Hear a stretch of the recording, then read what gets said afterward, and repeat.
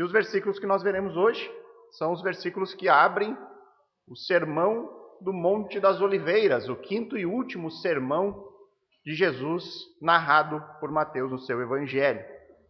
Tá? Então, na semana passada, nós analisamos os 3 primeiros versículos desse capítulo 24, que fazem a introdução deste sermão. E essa introdução ela é bastante importante para o entendimento daquilo que Cristo vai nos dizer a partir de agora. Então, eu digo para todos, para os irmãos também aqui que são membros da igreja, que por acaso não tiveram domingo passado, eu recomendo fortemente que você assista a pregação, né?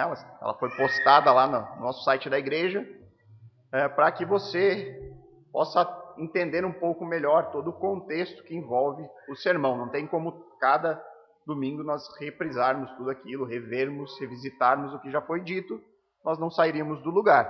Então eu vou apenas reler aqui o versículo 3. O versículo 3 nos informa ali que Jesus ele estava sentado no Monte das Oliveiras, né, depois daquele embate que ele teve com os religiosos no templo. Ele vai até o Monte das Oliveiras, que tem uma vista de Jerusalém, né, uma vista do templo, e ele senta ali no monte, e diante deste momento se aproximam dele alguns discípulos que em particular pediram a ele: Senhor, diga-nos quando essas coisas vão acontecer e que sinal haverá da sua vinda e do fim dos tempos. Então, todas as palavras que serão ditas a partir de agora por Jesus são uma resposta a essa provocação que foi feita por Pedro, Tiago, João e André, os 4 discípulos que chegaram até Jesus ali naquele momento, perguntando, quando essas coisas vão acontecer e quais são os sinais que antecederão a sua vinda e o fim dos tempos. Então, quais são essas coisas que eles estão perguntando aqui para Jesus? É a destruição do templo que Jesus disse no versículo 2. Então, no versículo 2, Jesus profetizou que o templo, aquela construção enorme, gigantesca, que havia sido feita lá pelo imperador Herodes, o rei Herodes financiou lá as reformas do templo de Jerusalém. Os discípulos ali, impressionados com aquela construção, perguntam para Jesus, para que Jesus admirasse as obras. E Jesus diz: olha, não ficará pedra sobre pedra disso aqui vai ser destruído. E é disso que vem a pergunta dos discípulos: quando acontecerá a destruição do templo? Quais são os sinais que vão acompanhar esse período da sua vinda? Quais são os sinais que aparecerão no fim dos tempos?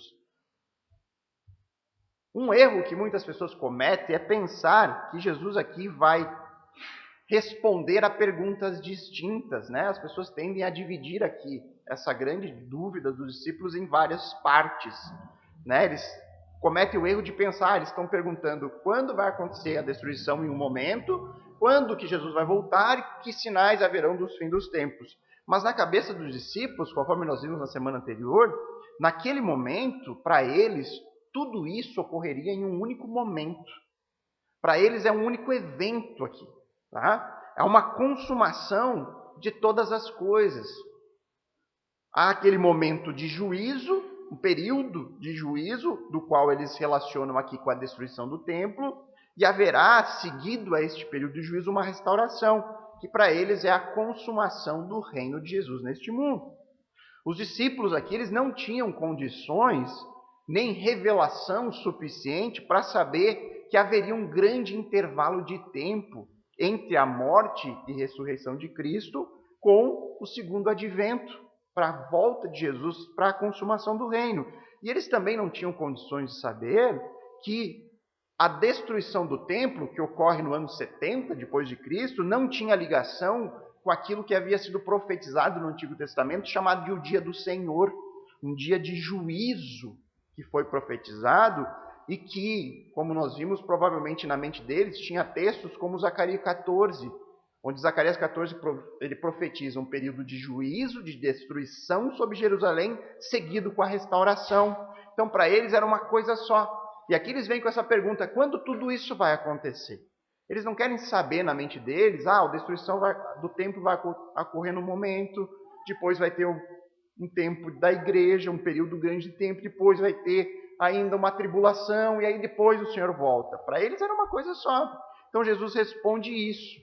E aí, aparentemente, Mateus ele foca o seu relato apenas nos sinais que antecederão a volta de Cristo e o fim dos tempos. Ele acabou aqui não abordando no seu evangelho sobre a destruição do ano 70 do Templo de Jerusalém. Quem aborda essa questão é Lucas no seu evangelho.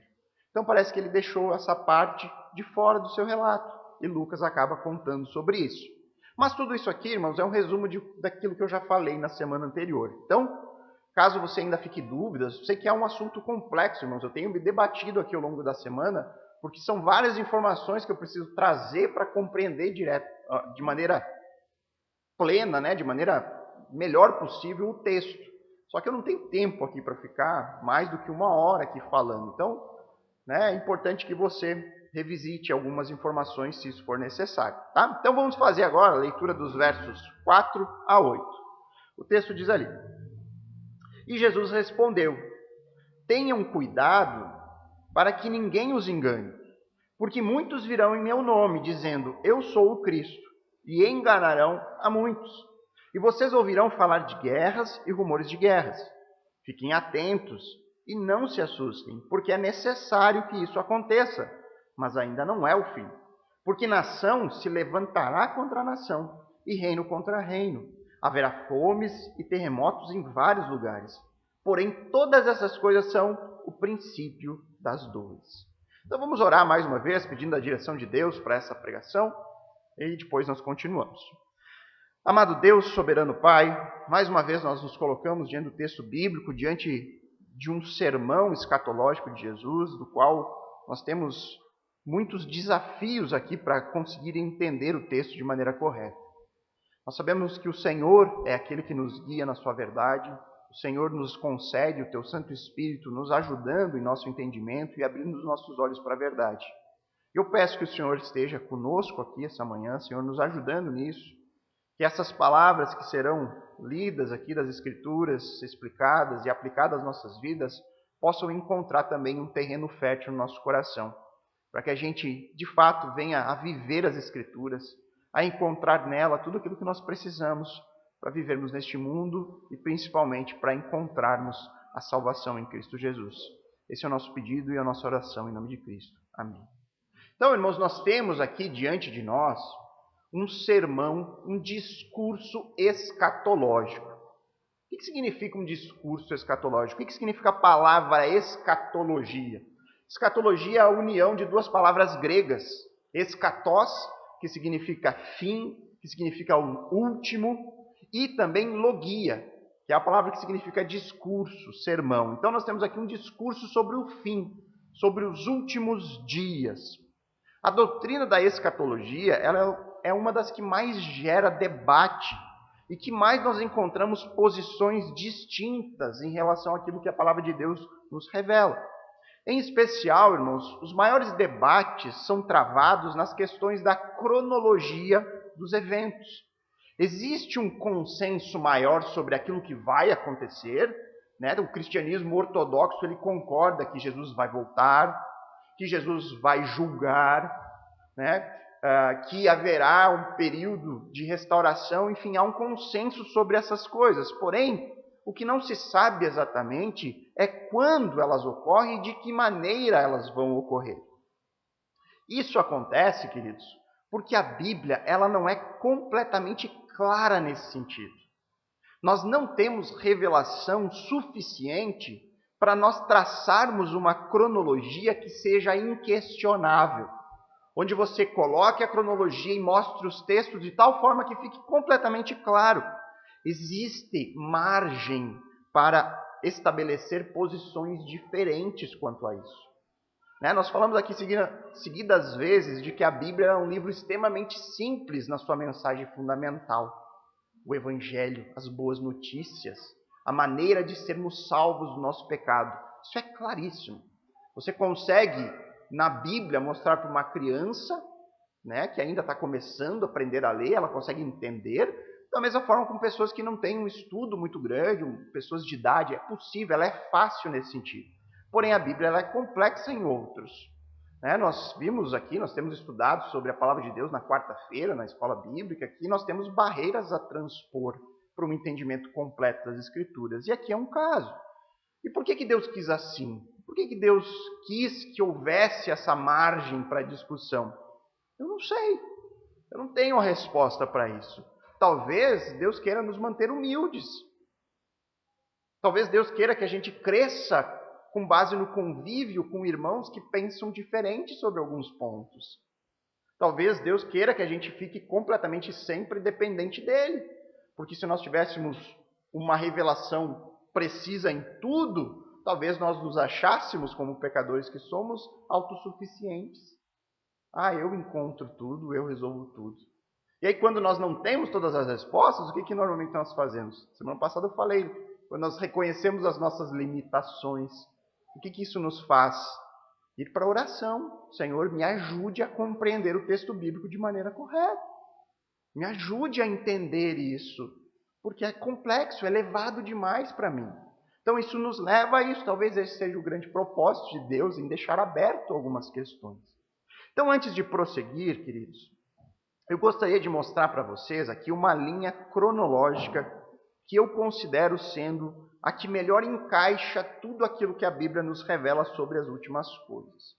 Existem vários estudiosos que vão discordar com isso que eu vou apresentar aqui, mas existem outros tantos bons teólogos que concordam com ela.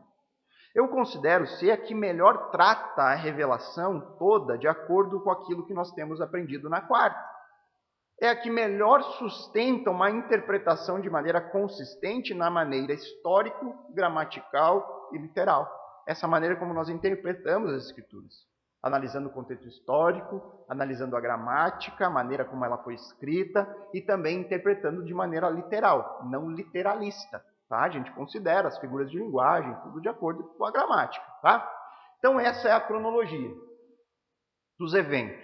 Vou dar aqui uma explicação rápida. Então nós temos o primeiro ponto aqui, é a morte e ressurreição de Cristo. Tá? Antes disso, nós consideramos o quê? O Antigo Testamento. Até aquele momento, tudo que foi revelado no Antigo Testamento. E aí vem Cristo, primeiro advento, e nós temos a morte e a ressurreição. Este período aqui é o que nós estamos no momento. É a era da igreja. Tá? Isso iniciou lá em Atos 2, depois que Jesus é assunto ao céu, desce quem? O Espírito Santo desce sobre os apóstolos, e isso abre a era da igreja, onde o Espírito Santo habita no que crê e faz a união de judeu e gentil em um só corpo. Isso aqui os discípulos não tinham como prever. Isso aqui eles não tinham informação suficiente para imaginar que haveria esse tempo aqui na história. Nós já estamos há 2000 anos da morte e ressurreição. Então o próximo evento do calendário de Deus é o que nós chamamos de arrebatamento.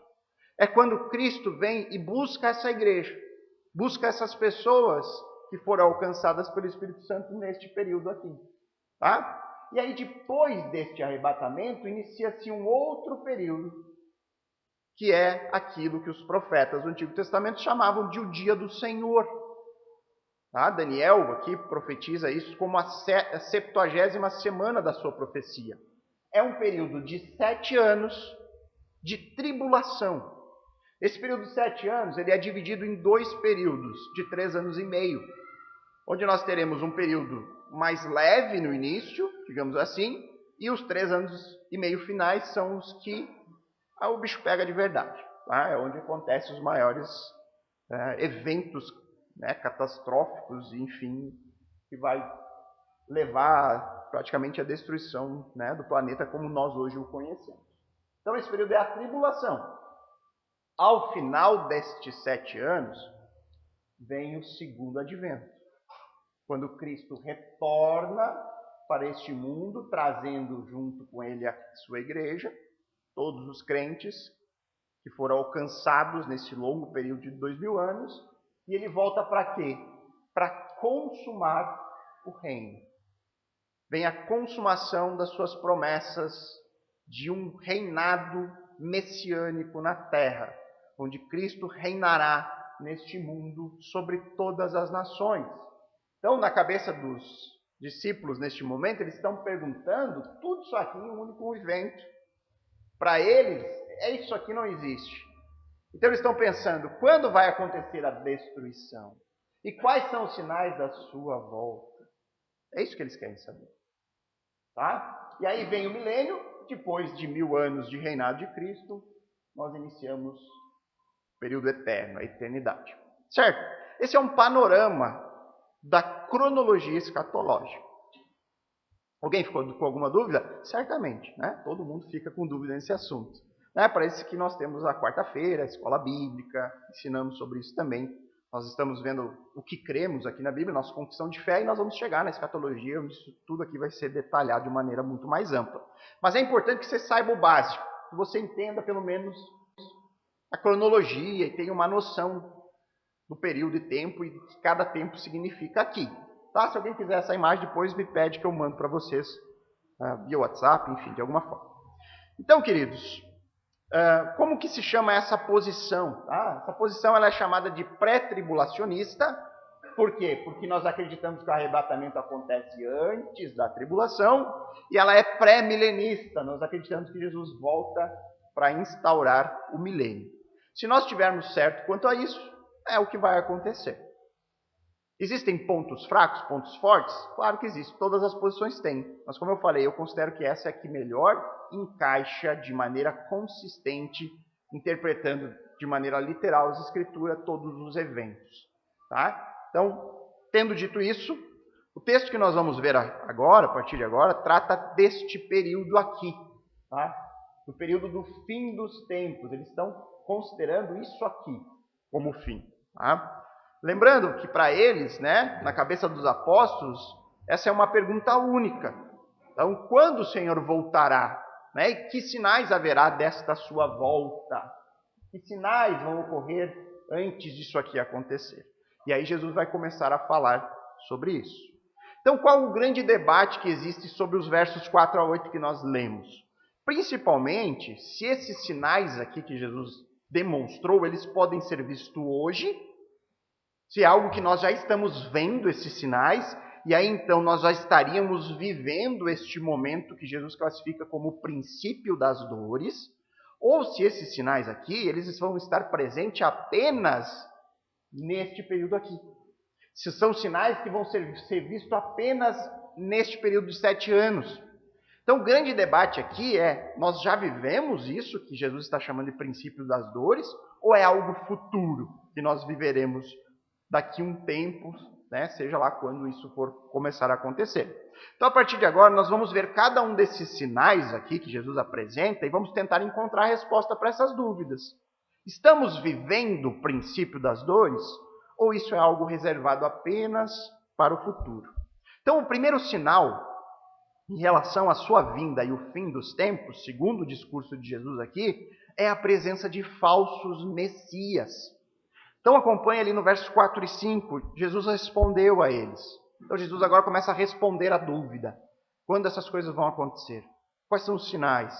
E ele diz, tenham cuidado para que ninguém os engane.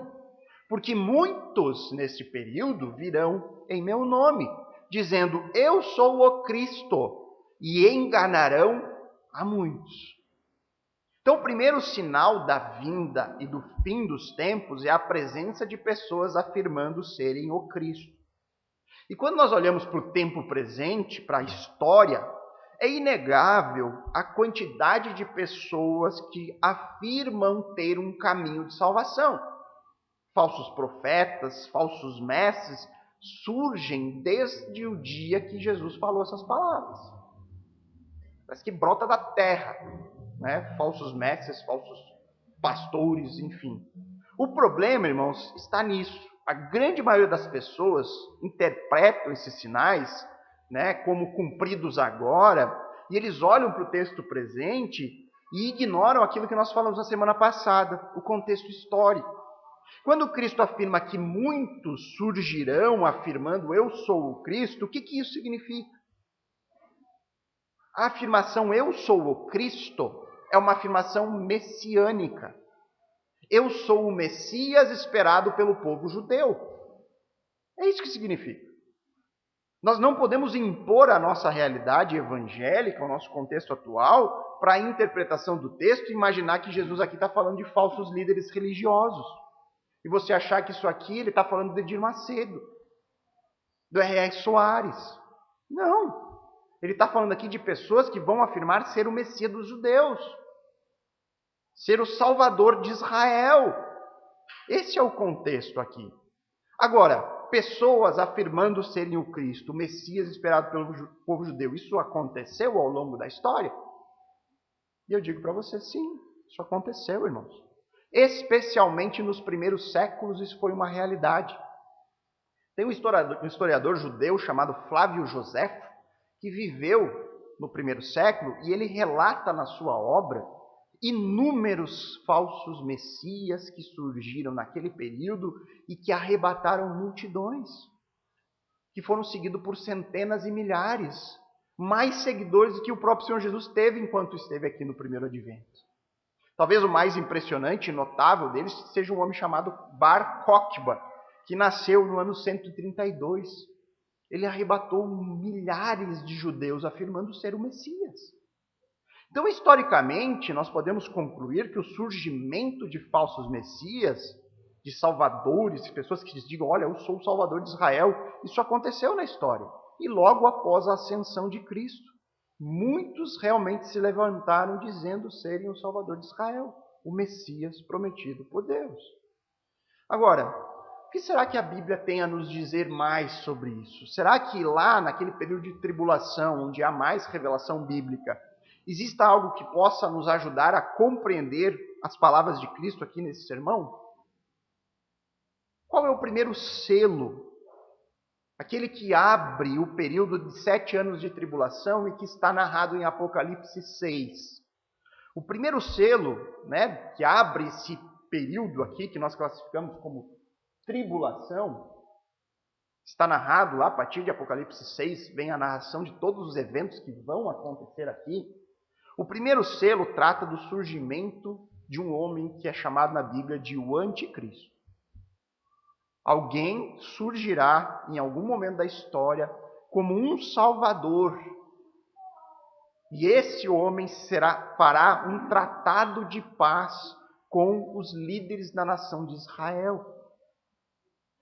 Logo mais, no versículo 24, aqui desse mesmo capítulo de Mateus, nós veremos o que diz ali: surgirão falsos cristos e falsos profetas, operando grandes sinais e prodígios, para enganar, se possível, os próprios eleitos. Ou seja, surgirá uma pessoa, que é a que a Bíblia chama de anticristo, que vai operar sinais milagrosos. E ele vai arrebatar multidões. Pessoas vão segui-lo por conta dos sinais sobrenaturais que ele vai apresentar. Diz que vai ser uma ação tão enganosa que, se possível, os eleitos seriam enganados. Só não serão porque isso não é possível. Então parece a presença de alguém singular aqui nesse sentido.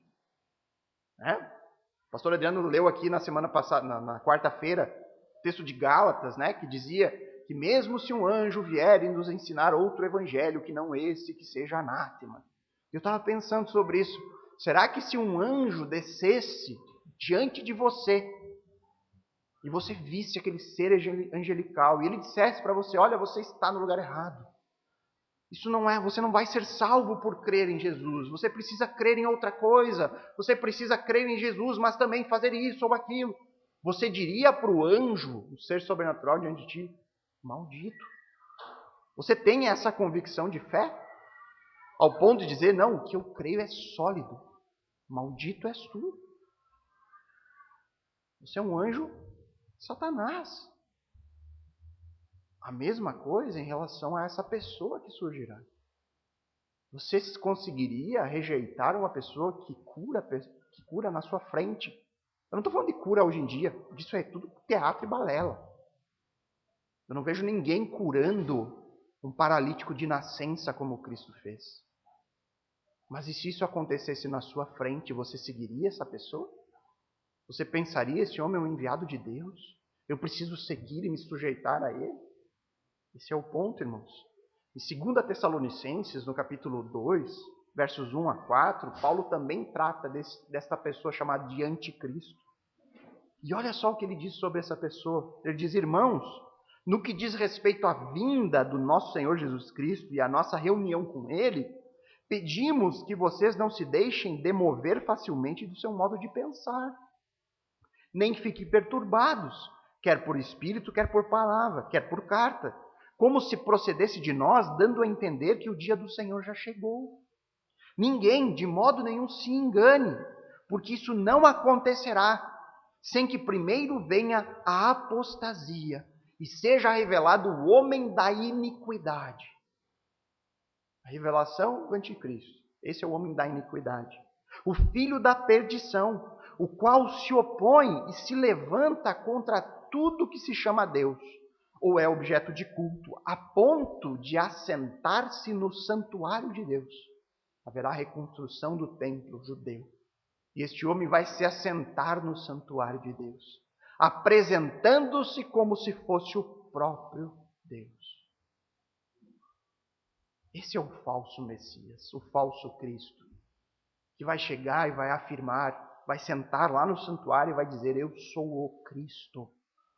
E vai fazer sinais, milagres, a tal ponto que muitos seguirão os milagres e se prostrarão diante desse falso Cristo. Então, enquanto nós olhamos as palavras de Jesus sobre surgimento de falsos cristos, falsos messias, nós encontramos a presença deles, mesmo que de forma modesta ao longo da história, na presente dispensação, neste tempo em que nós aguardamos o retorno. Entretanto, irmãos, parece que as Escrituras apontam para um período futuro, onde estas palavras, esses sinais aqui apontados por Jesus, vão encontrar um cumprimento muito mais preciso e único. Será algo singular na história. E este é o primeiro sinal: a presença de falsos cristos. O segundo sinal presente aqui no discurso escatológico de Jesus são as guerras. Verso 6 e primeira parte do verso 7. E vocês ouvirão falar de guerras e rumores de guerras. Fiquem atentos e não se assustem, porque é necessário que isso aconteça, mas ainda não é o fim. Porque nação se levantará contra nação e reino contra reino. Então, quando nós olhamos para a história, nós encontramos isso acontecendo? Sim, sem sombra de dúvidas. Mesmo com tantos avanços da humanidade, nós sempre vivemos, parece, uma tensão mundial. Vocês já pararam para analisar a quantidade de investimento que as grandes nações fazem nas suas forças bélicas, nas suas forças militares? Já fizeram uma pesquisa no Google quanto é investido em aparelhamento militar, em força de guerra no mundo? E por que isso ocorre? Nós não somos pessoas de paz. Nós não somos pessoas civilizadas, capazes de sentar e resolver os nossos problemas. Isso ocorre porque há uma disputa constante, irmãos. Há uma guerra geopolítica, existe e é real. E aí Jesus diz: vocês ouvirão falar de guerras e rumores de guerras. E eu digo verdade. É verdade. Não há um único dia que eu não escute alguma notícia sobre isso. Essa semana mesmo eu estava lendo que os Estados Unidos e um outro país estavam ajudando a Austrália a ter o seu primeiro submarino nuclear. E a França se revoltou contra isso. Por que a França vai ficar preocupada com a Austrália? Há uma guerra, irmãos.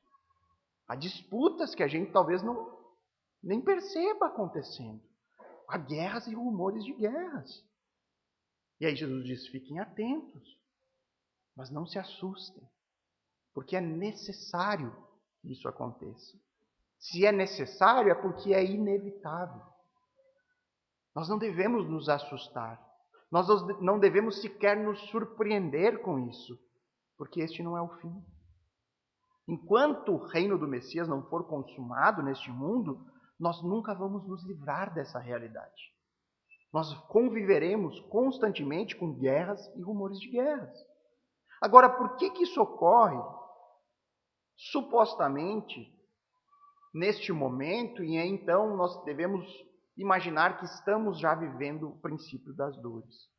Por que será que a humanidade ela é incapaz de viver de uma maneira pacífica entre todos os povos? Será que a resposta é porque nós estamos vivendo o princípio das dores? Não. A resposta para isso que nós vemos agora está aqui dentro. A resposta por que nós vivemos em uma constante guerra e rumores de guerra é porque a guerra está no nosso coração. O ser humano está em rebelião, o ser humano está em guerra. Tiago 4:1 responde isso aqui. De onde procedem as guerras e brigas que há entre vocês? De onde? Senão dos prazeres que estão em conflito dentro de vocês. Por que nação se levanta contra nação? Por que nós não conseguimos paz entre os povos? Por que isso é algo impossível de ser conquistado no tempo presente? Porque esse é um problema de coração. Enquanto este mundo for um mundo caído, enquanto o pecado fizer parte deste mundo, nós conviveremos com guerras e rumores de guerras. Então, quando nós analisamos as palavras de Jesus aqui sobre os sinais da vinda e da consumação do reino, palavras que falam de guerras e rumores de guerra, nós vamos afirmar, sim, isto está acontecendo exatamente desta forma. Nós estamos vivendo o princípio das dores. Agora, será que o Novo Testamento não nos traz algo mais que nos ajude a entender este período, que ligue com os 7 anos de tribulação, que vai ocorrer apenas antecedendo o retorno de Cristo? O segundo selo de Apocalipse 6, versos 3 a 4, fala de um cavaleiro montado em um cavalo vermelho. E esse cavaleiro montado em um cavalo vermelho, ele recebe de Deus poder para tirar a paz da terra e para fazer com que homens matem uns aos outros. O segundo selo é a guerra. O segundo selo deste período de tribulação é a guerra. E elas farão parte desse período da tribulação de uma maneira tão intensa que João descreveu este período como uns matando os outros. Reino contra reino, nação contra nação. Então, o que parece ser mais natural na interpretação do texto de hoje é que guerras e rumores de guerra sejam uma característica do nosso tempo presente, porque este mundo é um mundo escravizado pelo pecado. Nos livrarmos de guerra e rumor de guerra é algo impossível para nós pecadores. Entretanto, nós devemos esperar um cumprimento muito mais preciso dessas palavras. Porque naquele curto período de tempo, chamado tribulação, nesses 7 anos que marcam o retorno do Messias, isso vai acontecer de uma forma muito mais singular, muito mais intensa, conforme o relato de Apocalipse. Então, 2 sinais já foram. Primeiro, o surgimento de falsos messias. O segundo são as guerras e os rumores de guerra. O terceiro são desastres naturais. Jesus diz, neste período haverá fomes e terremotos em vários lugares.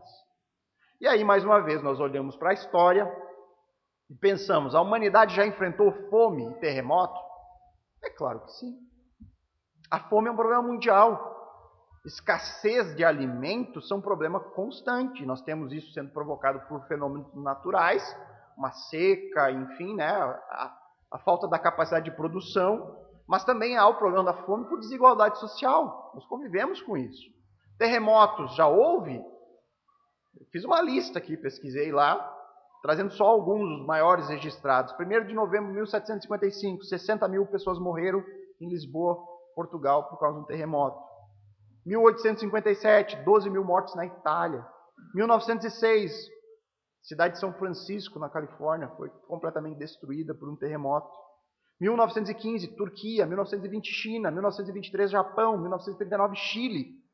E teve um devastador em 1970 no Peru. Então, se nós olhamos apenas para isso na história, e Jesus afirmando haverá fomes e terremotos em vários lugares, nós vamos afirmar, olha, esses sinais que Jesus está dizendo estão aí. Nós estamos vivendo o princípio das dores. O problema é que esses sinais são como os anteriores, eles sempre fizeram parte da humanidade. Não são sinais singulares, se nós pensarmos de forma ampla e geral. Então, será que haverá mais algo no Novo Testamento que nos ajude a compreender e interpretar corretamente? E aí nós voltamos lá para Apocalipse. A descrição dos eventos ali dos 7 anos de tribulação. E aí nós encontramos o terceiro selo. Apocalipse 6, 5, 6. Qual que é o terceiro selo? A fome. A fome. Ali diz que muitas pessoas vão morrer no quarto selo em virtude da fome do terceiro. Depois nós vamos para o sexto selo, Apocalipse 6, 12 a 17, fala de um grande evento sísmico, um grande terremoto. E a descrição deste terremoto lá de Apocalipse nos remete a algo que nós nunca vimos. Será um terremoto tão intenso que, segundo a profecia, os montes e as ilhas serão movidos de lugares. É algo que a gente não viu ainda. Então, quando nós olhamos para estes sinais apresentados aqui por Jesus, nos versos 4 a 7, é inegável que nós vamos encontrar eventos similares tendo acontecido no tempo presente. Por outro lado, é igualmente inegável a semelhança destes sinais com aquilo que João profetizou em Apocalipse, em relação a 7 anos de tribulação. E aí nós vemos que estes sinais encontram um cumprimento muito mais preciso, muito mais singular. De fato, um sinal onde você vê, está acontecendo. É claro. E aí então nós temos que ver o verso 8, porque ele é bem importante para entendermos aqui toda essa porção. E aí depois dele eu vou fazer algumas aplicações práticas em relação ao texto. Então o verso 8 diz ali: porém todas essas coisas são o princípio das dores. Então no verso 6 Jesus já havia dito: fiquem atentos, não se assustem, porque é necessário que isso aconteça. Mas isso ainda não é o fim. E agora ele acrescenta que essas coisas são apenas o princípio das dores. E aqui dores, irmãos, no texto original, lá no grego, ele tem o sentido de dores de um parto. É aquele período de fortes contrações que a mulher sofre antes do nascimento do seu filho. E olhando para esse sentido, fica ainda mais claro que estes são eventos que vão anteceder algo importante, está para nascer. São aquelas dores que antecedem algo importante. O nascimento de um filho é algo extremamente importante. Então, são aquelas dores antes de algo muito esperado. O que está sendo muito esperado aqui? Volta de Cristo, consumação do reino. Então, esses eventos, as dores, é aquilo que vai indicar o momento que está chegando, está vindo, o nascimento da segunda vinda do Messias, a consumação do reino. Então, eu creio aqui, irmãos, que todas essas predições que nós vimos aqui nesse texto, a presença de falsos messias, guerras e rumores de guerra, desastres naturais, elas estão presentes. Elas encontram um certo cumprimento no nosso dia. Só que esses cumprimentos que nós hoje encontramos parecem muito mais com sinais daquilo que o pecado trouxe ao mundo, como um reflexo de um mundo que geme. A Bíblia diz que o mundo geme à espera da sua redenção, do que como sinais singulares que vão guiar os discípulos a identificar que o tempo da consumação se aproxima. Aquilo que nós vemos hoje, falsos mestres, falsos pastores, você pode botar tudo junto, guerras, rumores de guerras, terremotos, a fome, isso faz parte de um mundo que geme em relação ao pecado que o domina. Mas não são eventos singulares que servem como um sinal. Porque quando as pessoas virem esses sinais, eles vão ter condições de dizer: está se aproximando, falta pouco, está aí, se cumpriu. Jesus disse, está acontecendo. Então, assim como as dores de um parto, de uma mulher grávida, indica que o filho nascerá em breve, este aparecimento de supostos messias, conflitos, guerras, catástrofes, eles vão significar que o fim está muito próximo. Os sinais serão claros, não vai ter como errar aqui neste processo. E aí, diante disso, parece então que essa sessão de Mateus 24, 4 a 8, Cristo está descrevendo aqui aquela primeira metade do período de 7 anos. Parece que ele está descrevendo aqui os primeiros 3 anos e meio deste período chamado de tribulação. Esse período que é a 70ª semana de Daniel. Você encontra lá em Daniel 9, 27. Tribulação ou grande tribulação. Certo, irmãos? Aqui eu gostaria então agora de fazer algumas aplicações práticas acerca disso. Na semana que vem nós vamos continuar e aí nós veremos uma descrição resumida de Cristo em relação aos outros 3 anos e meio, aos próximos depois do princípio das dores. Primeira aplicação que eu faço para você diante do que nós aprendemos aqui do texto. é fuja da futurologia. Fuja da futurologia. Os nossos dias, irmãos, estão cheios de pessoas que ficam a cada novo evento tentando relacionar com a vinda de Jesus. Agora mesmo nesta pandemia, irmãos, eu vi muitos pastores, até mesmo pastores que eu considero como sérios, que realizam um bom trabalho em relação ao reino, pregando o evangelho nesses dias, caindo na tentação de querer ficar identificando a pandemia como um sinal da volta de Cristo.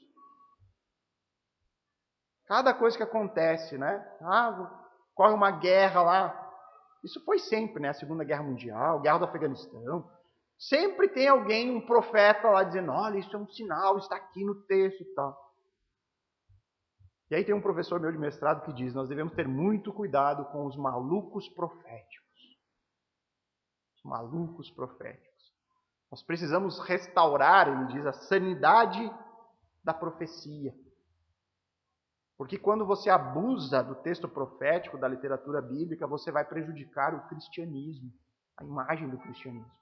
Quando aparece esses malucos firmando data, dizendo, não, olha aqui, isso aconteceu porque está na Bíblia. Daí o cara diz, 11 de setembro lá, já veio um monte lá mostrando textos que aquilo estava previsto. E aí qualquer pessoa com um pouquinho de capacidade mental e gramatical para interpretar o texto vê, não tem nada disso aqui. O cara está viajando. E aí coloca os crentes tudo dentro de um balaio.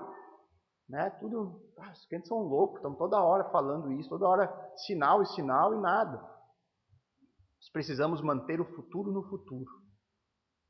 Isso significa que aquelas profecias não cumpridas na Bíblia, irmãos, esses eventos que vão acontecer antecedendo a volta, o período de tribulação, o estado eterno, isso está no futuro, irmãos. Nós não vamos encontrar isso aqui agora, no tempo presente. O próximo evento é esse aqui. Arrebatamento. E diferente do segundo advento de Cristo, da volta, a Bíblia diz que o arrebatamento não trará sinais. Você não vai conseguir identificar que o arrebatamento está próximo. Não há sinais em relação a isso. Nós vamos ser pegos literalmente de surpresa. Isso que a Bíblia nos diz. E só depois do arrebatamento é que virão sinais que serão possíveis ser identificados. Enquanto isso, nós não temos como ficar, isso aqui significa que Jesus está... isso aqui, olha só o que está acontecendo, Jesus está próximo. Está próximo desde o dia que Jesus subiu. Está próximo desde o dia da ascensão. Os discípulos viveram o primeiro século na esperança do retorno, crendo que seria a qualquer momento. Por quê? Porque o arrebatamento não terá sinais. Nós devemos estar prontos. Então, o que a gente não tem que fazer é ficar brincando de detetive, atrás de sinais para provar que Jesus está voltando. Porque isso vai ser só uma distração na sua vida. Vai lhe tirar a atenção daquilo que é muito mais importante, daquilo que você deve se preocupar e buscar no tempo presente. Não faça isso. Não busque. Se você quiser depois ler Atos 1, 6 a 11, Jesus ainda estava presente com os discípulos antes de subir aos céus. E eles perguntaram para Jesus, é agora que o Senhor vai consumar o reino? Eles estavam esperando a consumação a qualquer momento. Enquanto nós esperamos isso, o que nós devemos fazer? Qual deve ser a nossa postura? Nós devemos buscar aquilo que Paulo recomendou a Tito. Em Tito capítulo 2, 11 a 13, ele diz, porque a graça de Deus se manifestou, trazendo salvação. Ela nos educa para que, renegadas a impiedade e as paixões mundanas, vivamos neste mundo de forma sensata, justa e piedosa. De maneira sensata, não viva como um maluco, que fica querendo achar sinal e dando data. Quantos ao longo da história já falaram a data que Jesus ia voltar? Quantos quebraram a cara? Todos. Porque são malucos. Ficam preocupados com coisas que nós não devemos nos preocupar. E ele diz, aguardando. Então vivam deste mundo de forma sensata, justa, piedosa, aguardando. Não procurando. Aguardando a bendita esperança e a manifestação da glória do nosso grande Deus e Salvador Jesus Cristo. É isso, nós temos que aguardar de maneira ansiosa, mas vivendo de maneira sensata, justa e piedosa. O material profético, este sermão escatológico de Cristo, não foi nos dado para fazer especulação, para ficar especulando, mas foi nos dado para nos confortar. Foi nos dado para ter conforto na certeza de que o nosso Deus soberano tem um plano. Tem um plano para este mundo. E tudo está acontecendo de acordo com esse plano. Tudo que nós vivemos faz parte do plano de Deus, que vai ser consumado.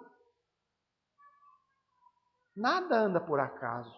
Quem crê em acaso é quem diz no seu coração não há Deus. Isso nos leva à segunda aplicação. Só há uma esperança para este mundo, irmãos.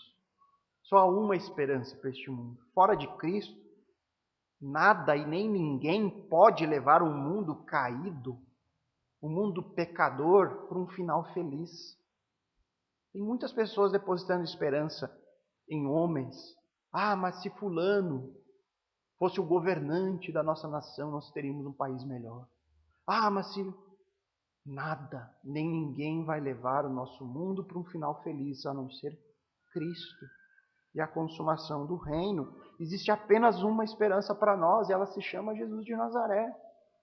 Não aceite nenhum outro caminho. Não escute nenhum outro conselho. Mas se nós fizéssemos isso, se nós dessemos educação para as pessoas, nós veríamos uma realidade diferente.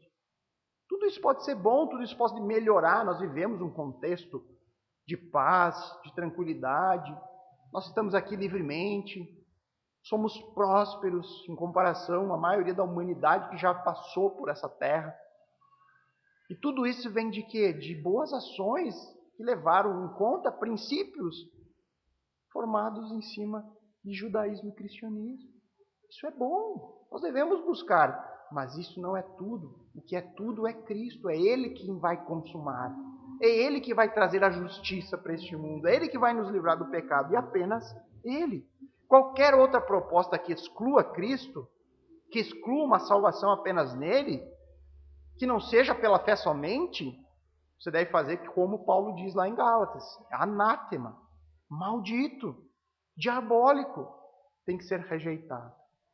Então, depois de nos agarrarmos a Ele, enquanto nós, de maneira sensata, aguardamos o seu retorno para redimir a criação, nós devemos viver o tempo presente em novidade de vida, suportando as dificuldades, porque nós sabemos que essas dificuldades são por causa de um mundo caído, em pecado, e que isso não deve nos mover às circunstâncias.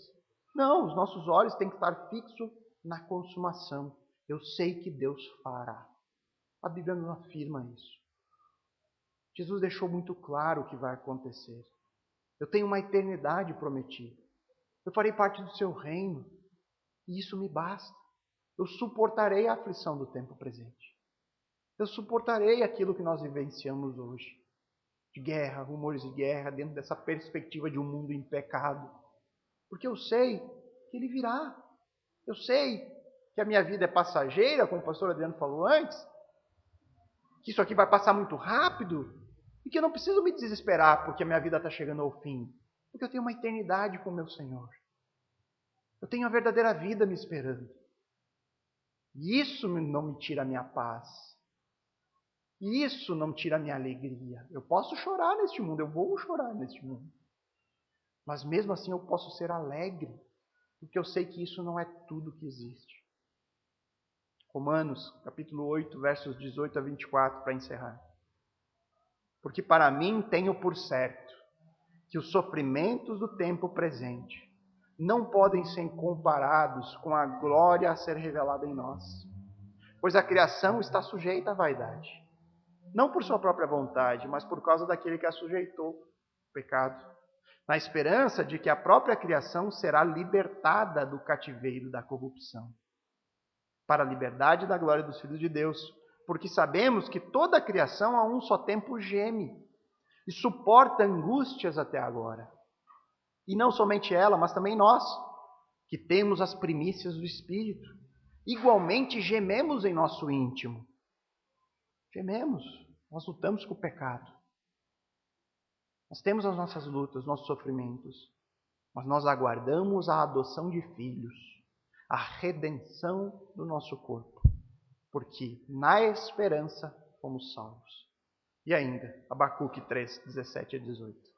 Ainda que a figueira não floresça, nem haja fruto na videira, ainda que a colheita de oliveira decepcione e os campos não produzam mantimento, ainda que as ovelhas desapareçam do aprisco e nos currais não haja mais gado, ou seja, ainda que você não encontre mais sustento, ainda que você não encontre mais nada neste mundo que te dê alegria, mesmo assim eu me alegro no Senhor, o profeta diz, e exulto no Deus da minha salvação.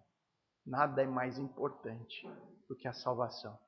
Nós devemos aguardar ansiosamente a redenção. Devemos orar diariamente. Vem, Senhor Jesus. Vem. Vem nos buscar. Vem consumar o seu reino. Vamos orar. Amado Senhor, bondoso Pai, te agradecemos pela tua palavra que nos ensina todas as coisas e que por mais que a gente encontre diversos obstáculos para a correta interpretação do texto bíblico, sabemos que o Senhor nos guia naquilo que é fundamental. E no texto de hoje nós podemos retirar aquilo que é fundamental. Nós vivemos um mundo de pecado, um mundo corrompido, um mundo caído. Um mundo onde nós conviveremos com falsos mestres, falsos profetas, falsas mensagens de salvação. Conviveremos com os conflitos do nosso próprio coração que nos levam a guerras, a disputas, a brigas. Nós conviveremos com fome, com desastres naturais, desigualdade. E tudo isso entrou neste mundo por conta do pecado. Sabemos disso e podemos retirar isso, que no tempo presente nós teremos aflições. O Senhor Jesus nunca nos enganou sobre isso. Jesus nunca pregou sobre um mundo de sucesso e prosperidade como muitos por aí pregam. Jesus falou: enviarei vocês como ovelhas no meio de lobos. No mundo vocês terão aflições, mas suportai, porque eu venci as aflições. Deus não promete ausência de dificuldade, mas Ele promete que estaria conosco. E isso é o mais importante. O Senhor nos sustentará até o fim e nos revelou o fim. Nos revelou na sua infinita graça e misericórdia que um dia este mundo será redimido, será restaurado por completo, onde Cristo reinará como justo governante. E isso é maravilhoso. Isso deve nos sustentar e nos trazer alegria mesmo nos tempos de muita dor e dificuldade. Saber que a vida que nós vivemos aqui não é tudo o que existe, mas que há uma eternidade a nos esperar na presença do nosso Salvador, nosso Criador, nosso Redentor. Obrigado, Deus, porque o Senhor nos ensina todas as coisas, o Senhor nos dá tudo aquilo que nós precisamos para que a gente possa, de fato, perseverar até o fim. Mesmo que esses sinais se apresentem diante de nós, nós podemos confiar que não é necessário nos preocuparmos, porque este não é o fim. O fim é infinitamente melhor. Nós oramos e agradecemos em nome de Cristo. Amém.